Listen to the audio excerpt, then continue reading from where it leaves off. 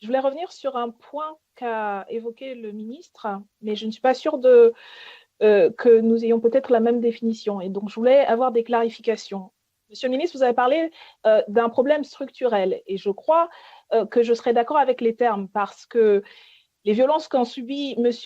Zecler et les jeunes qui étaient présents sur les lieux de son agression ne sont pas un fait divers isolé, mais un phénomène qui fait système parce qu'il y a une accumulation depuis de nombreuses années de faits de ce type-là et où on voit les mêmes processus à l'œuvre, le même processus d'usage disproportionné de la violence, le même processus qui sont caractérisés comme des actes racistes. Pour rappeler dans les affaires récentes, au sein du commissariat du 12e arrondissement, où à partir de 2015, il y a eu une action contre des discriminations systémiques par rapport à des actes contre des jeunes de ces quartiers. Je voudrais parler de la situation dans le 19e arrondissement, où récemment, il y a eu également, suite à des révélations d'un journaliste qui faisait part d'actes de violence policière à l'égard d'un certain nombre de citoyens et des citoyennes, notamment à caractère raciste.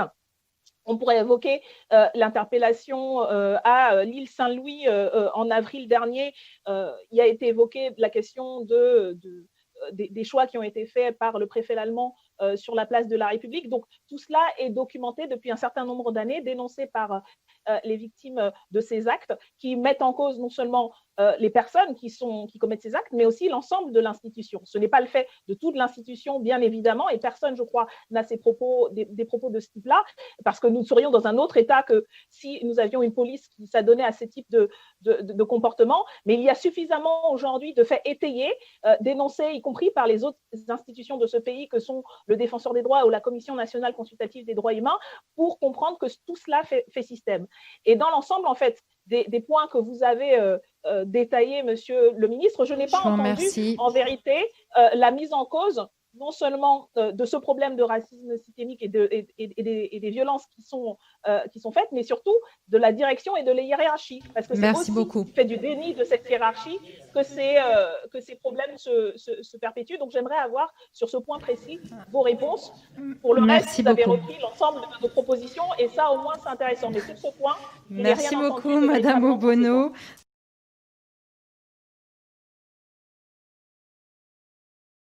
Madame Obono, pardon si vous l'avez peut-être pas entendu, ou peut-être que je me suis mal exprimé, peut-être que c'est la difficulté de la visio, mais j'ai évoqué les sujets de discrimination et de racisme. Et je partage évidemment mon parfait dégoût devant tout acte qui peut être des actes de discrimination et singulièrement des actes de racisme.